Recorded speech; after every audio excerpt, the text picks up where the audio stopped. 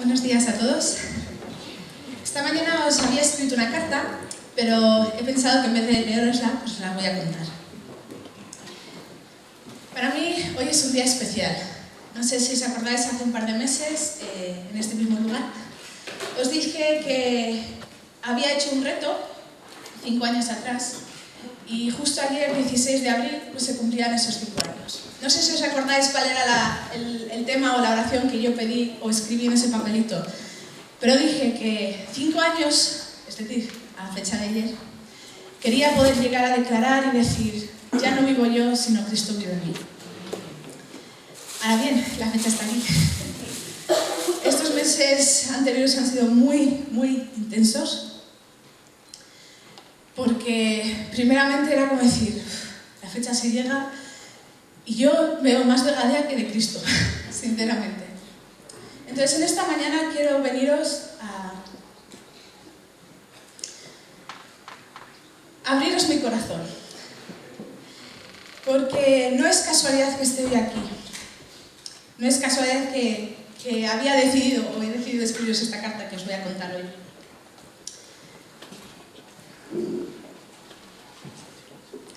Cuando supe que me tocaba predicar y justo coincidía con esta fecha, tenía 2 opciones. O pedir que me cambiasen de día, para que digo, bueno, en otro momento que esté mejor a nivel espiritual, pues quizá me sienta con más ánimo, quizá me sienta con más gozo para poder contagiaros, para poder hablaros de cosas que ya haya aprendido. Esa era una de mis opciones. Y la segunda opción era venir aquí y contaros que todo va bien, que todo es genial, que vivo en el mundo de Yupi, cuando realmente yo sé cómo estaba viendo. Que yo seguía viviendo y viendo más de Gadea que en mí. Entonces yo decía, Señor, es que no puedo ponerme delante de vosotros, primeramente delante de Dios y de vosotros, y ni engañar a Dios ni engañaros a vosotros, ni tampoco pretender y ser una hipócrita. Pero el Señor obra sus formas, y esta semana me mandaron un mensaje de WhatsApp en el siguiente versículo, que dice,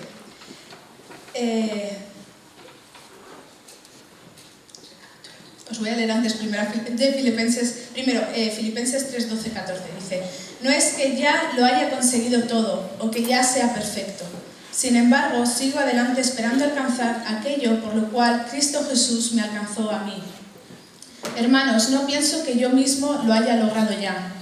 Más bien, una cosa hago, olvidando lo que queda atrás y esforzándome por alcanzar lo que está delante, sigo avanzando hacia la meta para ganar el privilegio que Dios ofrece mediante su llamamiento celestial en Cristo Jesús. Si Pablo mismo escribió estas palabras, yo en esta mañana quiero venir con la misma intención, con la misma sinceridad de corazón y decir, no lo he conseguido todo, no lo he logrado todo.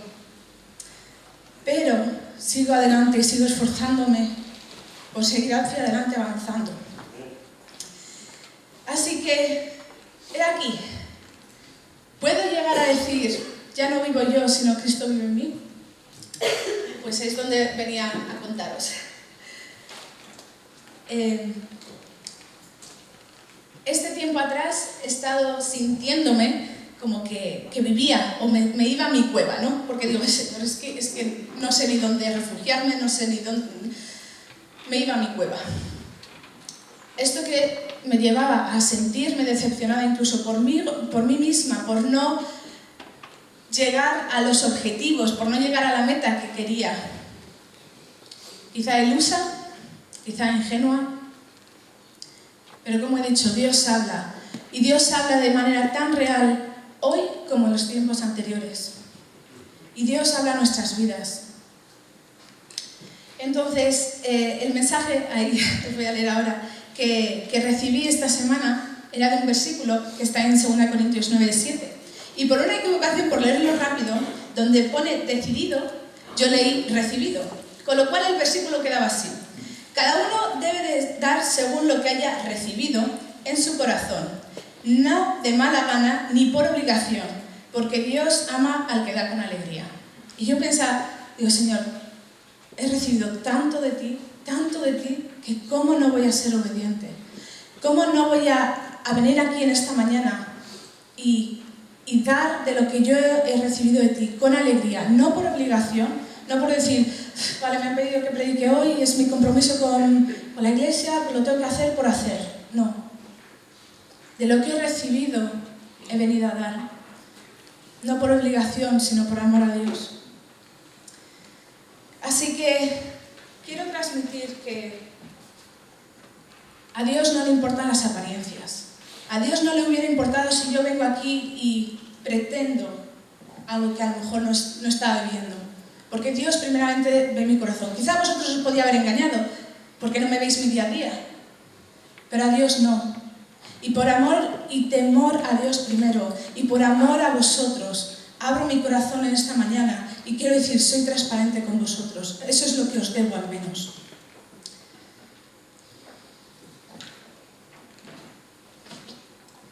Entonces, Dios en esta semana ha estado tratando intensamente conmigo porque era una lucha interna. Pero el viernes, en la vigilia que tuvimos, el Señor me habló y me dijo, Gadea, no quiero que te escondas. No quiero que te escondas de mí ni de tu iglesia. En 1 Reyes 19, conocéis muchos quizá la historia de Elías cuando huye al monte Horeb y decide pasar una de las noches en la cueva. Y se ha mencionado algo esta mañana del viento, del susurro, de la presencia de Dios. Pero es curioso porque hay como dos fragmentos de la conversación que Elías tiene con Dios paralelos, pero totalmente distintos. Porque primero le dice Dios a Elías, dice, ¿qué haces aquí, Elías? Y entonces él dice, me consume mi amor por ti, Señor Dios Todopoderoso, respondió él. Los israelitas han rechazado tu pacto, han derribado tus altares y a los profetas los han matado a filo de espada. Yo soy el único que he quedado con vida y ahora me quieren matarme a mí también. Elías desde la cueva le estaba exponiendo, hablando, quejándose a Dios. Quizá fue un poco, a veces en nuestras vidas decidimos irnos a esas cuevas para refugiarnos y otras veces quizás son las circunstancias de la vida u otras cosas que se nos escapan un poco a nuestro control que nos llevan a esa cueva. ¿Pero qué le dijo el Señor? Dijo, sal y preséntate ante mí en la montaña, porque estoy a punto de pasar por allí. Y conocemos la historia que primero pasa un viento y la presencia de Dios no estaba ahí. Luego pasa un terremoto y la presencia de Dios no estaba ahí. Seguido hay un fuego y la presencia de Dios no estaba ahí. Pero después del fuego vino un suave murmullo. Y cuando Elías lo oyó, se cubrió el rostro con el manto y saliendo se puso a la entrada de la cueva. Cuando Elías percibió y fue impactado por la presencia de Dios, estaba ahí en la cueva, ¿no? Porque le había mandado, sal y preséntate. Y es ahí donde tuvo el encuentro con la presencia de Dios. Ahora bien, Dios vuelve a hacer la misma pregunta que al principio dice, Elías, ¿qué haces aquí?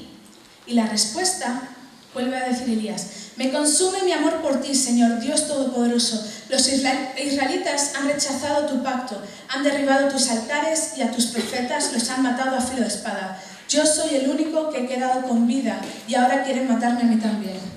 Si lo habéis seguido en vuestras Biblias o lo habéis estado recordando, son exactamente las mismas palabras que Elías le dijo a Dios desde la cueva.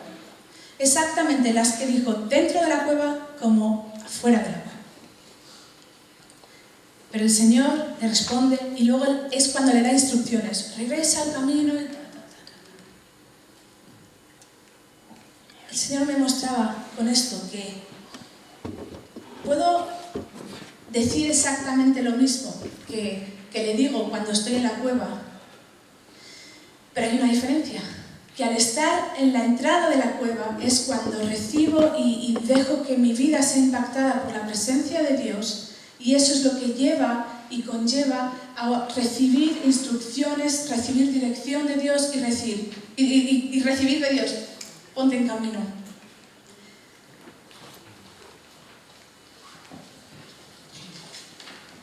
Así que el Señor me decía, primero, Gadea, quiero que estés aquí esta mañana. Segundo, no te escondas. Y tercero me dice, sal de la cueva. Sal y preséntate ante mí, porque estoy a punto de pasar por tu vida. Y esto es lo que quiero que os diga hoy esta mañana, a cada uno de vosotros. Sal y preséntate ante Dios, porque está a punto de pasar por tu vida. Ahora bien, me imagino que Elías, cuando entró a la cueva, no pensó que se iba a quedar ahí permanentemente. No empezó a decir, a ver cómo puedo decorarlo y cómo puedo acomodarlo, porque voy a hacer de aquí mi hogar. De esa misma manera, Dios me ha permitido ver, casi desde que empecé con mi compromiso radical con Él, yo sé que cualquier momento que pase en mis cuevas, cuando incluso huya e intente refugiarme en otros sitios donde no sea Él, sé que ese no es mi sitio. Sé que ahí no me quedo. Sé que yo no hago hogar en la cueva. Y esto es lo que quiere Dios transmitiros también esta mañana y recordaros. Tu hogar no es la cueva. Eso puede ser un tiempo pasajero, es algo momentáneo, pero tu hogar, tu destino no es la cueva. Entonces, el tener esta forma de pensar, esta perspectiva, cambia totalmente las cosas. También veía que cuando yo busco a Dios a diario, cuando busco fortalecer mi relación con Él a través de la oración, de la palabra, sé que mi tendencia a ir a la cueva es menor. Entonces, ¿qué pasa? Que ahí podemos identificar un patrón. Cuando estoy buscando a Dios, buscando esa presencia, no necesito ir a la cueva, porque Dios ya lo suple todo y está ahí.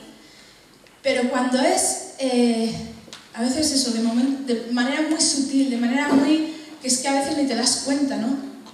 Y de repente dices, pero otra vez en la cueva. Entonces, es importante identificar estos patrones y decir, el Espíritu Santo te va dando alertas rojas. Dice, por aquí no, que vas a acabar en la cueva.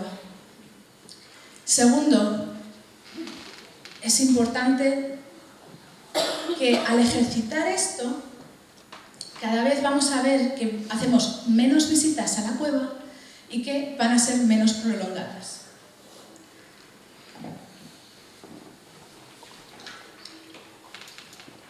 De esta forma, el ver que no te quedas en la cueva habla de la perspectiva de Dios. Si yo no tuviera esta perspectiva, entonces solo vería cueva, porque cuando hay cueva y si no tengo mi mente más allá, solamente voy a ver cueva. Solamente voy a ver que he vuelto a fracasar, que he vuelto de nuevo a la cueva.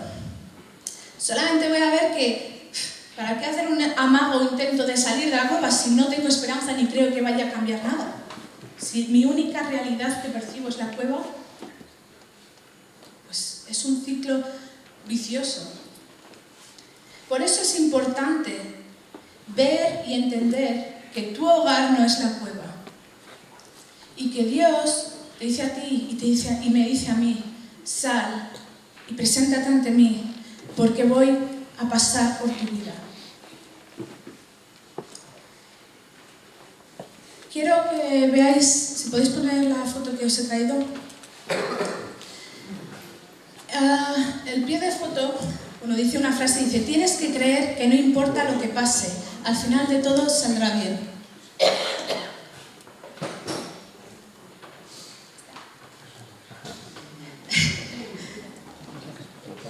Bueno, yo sigo contando y cuando se ponga... Esta foto es la foto de un señor mayor, bueno, no sé muy bien, pero os lo cuento. Transmite mucha vitalidad a pesar de la edad avanzada. Y, sin embargo, él dice, tienes que creer que no importa lo que pase, al final todo saldrá bien. Ahora, no sé si algunos de vosotros sabéis quién es, pero si no, se puede interpretar, o yo por lo menos intentaría opinar, decir, pues quizá es un hombre que ha llegado hasta esa edad, que aparentemente no tiene por qué haber pasado grandes calamidades, ni una vida complicada. Pero, cuando empiezo a conocer quién es él y por lo que ha llegado a pasar, la perspectiva va a cambiar. Este hombre es Luis Samperini, Y tal como dice un artículo del 20 minutos del periódico sobre la bibliografía de él, os lo voy a leer, dice: Louis Zamperini nació en Nueva York el 17 de enero de 1917. Siendo apenas un bebé, su familia se trasladó a California. Ni él ni su familia, sus padres eran italianos, hablaban inglés, por lo que tuvo una infancia dura en el colegio. Para evitar problemas en la escuela, Zamperini se metió en el equipo de atletismo, deporte que continuó practicando en el instituto. Con 17 años ganó el Campeonato de California de 5.000 metros y con 19 años consiguió clasificarse para los Juegos Olímpicos de Berlín de 1936.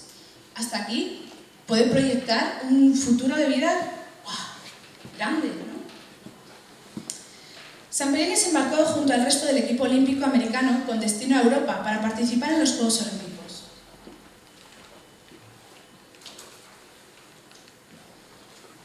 Estados Unidos aún no había salido de la Gran Depresión y Louis Zamperini no podía creer que en el viaje tuvieran buffet libre. De hecho, durante la travesía engordó casi 5,5 kilos y si bien durante los trials, que es la clasificación para los Juegos, Zamperini llegó a perder casi 7.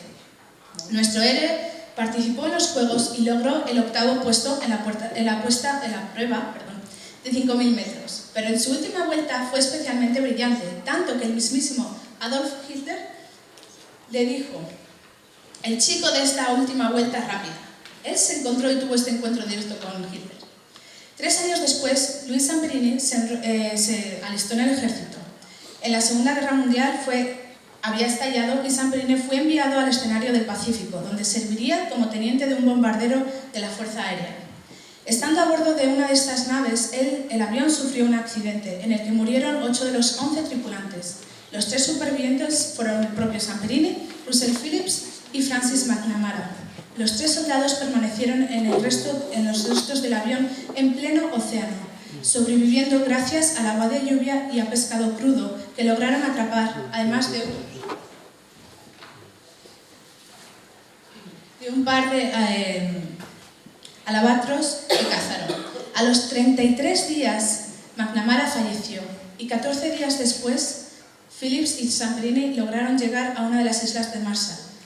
O sea, después de 47 días en alta mar, llegaron a esta isla, donde fueron atrapados por los japoneses que los enviaron a un campo de prisioneros. Zamperini tuvo la mala suerte de estar a cargo de Matsuro Watanabe, un guarda que tenía fama de sádico y que estaba en la lista de los criminales de guerras más buscados por Estados Unidos. Este sometió a Zamperini a fuertes torturas, mientras en Estados Unidos se dio al exatleta como desaparecido en el océano y semanas después como muerto en combate. Zamperini fue liberado y regresó a los Estados Unidos como un héroe. En 1946 contrajo matrimonio y a pesar de ello Zamperini sufría un fuerte estrés postraumático y encontró en la religión un escape para sus traumas.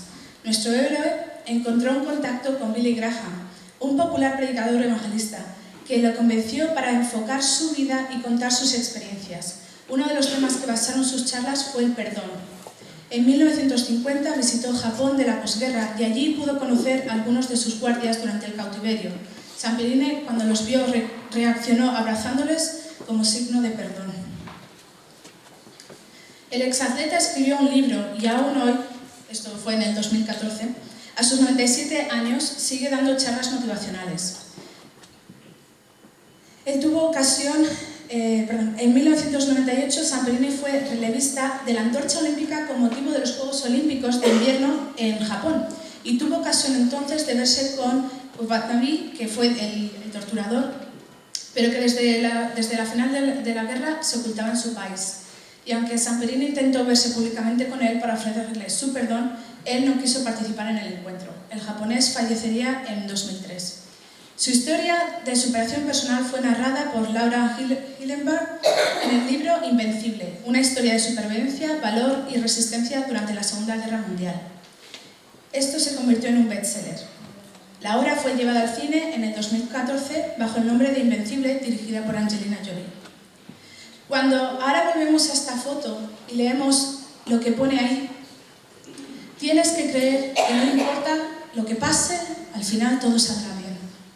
Después de casi morir en la mitad del océano, después de estar en un campo de prisioneros de guerra, de ser torturado fuertemente, este hombre pudo llegar a decir estas palabras.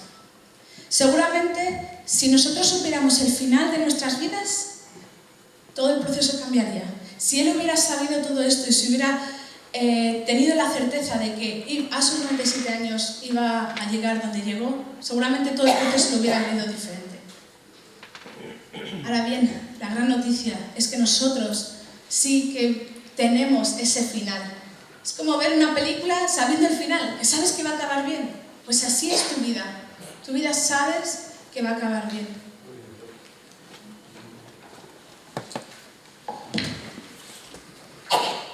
Él conoció a Cristo y le entregó su vida. Él pudo perdonar a sus torturadores y su historia ha sido contada y ha sido de ánimo y desafío para muchos. De esa misma manera, sabemos que va a acabar bien, que nuestras vidas van a acabar bien. No porque San Perini lo diga, sino porque en Romanos 8:28 dice: ahora bien, sabemos que Dios dispone todas las cosas para el bien de quienes lo aman, los que han sido llamados de acuerdo con su propósito. Porque a los que Dios conoció de antemano, también los predestinó a ser transformados según la imagen de su Hijo, para que Él sea el primogénito entre muchos hermanos. Estos versículos tienen una profundidad increíble. Dios ha dispuesto a que seamos, ha predestinado a que seamos imagen de Cristo. Acordad, no vivimos en la cueva, vivimos en esta imagen, de ser predestinados a imagen de Cristo. Entonces, si Dios nos predestinó a ser transformados según la imagen de su Hijo, para que Él sea el primogénito entre muchos, recibo que por su sangre he sido comprada. Recibo que yo no soy dueña de mi vida. Abrazo la idea de que Dios, que Cristo es el Señor de mi vida. Ya no hay gadea a la que aferrarme, es solo Cristo. He sido predestinada a ser como Cristo. Ese es mi destino y ese es tu destino. Ya no hay cuevas que valgan. He sido predestinada a ser como Cristo. Él me restaura para que proclame esta verdad en esta mañana, que tú has sido predestinado a ser como Cristo. 5 años atrás, mi deseo era poder decir hoy: ya no vivo yo, sino que Cristo vive en mí. Y esta mañana declaro que ya no vivo yo, sino que Cristo vive en mí.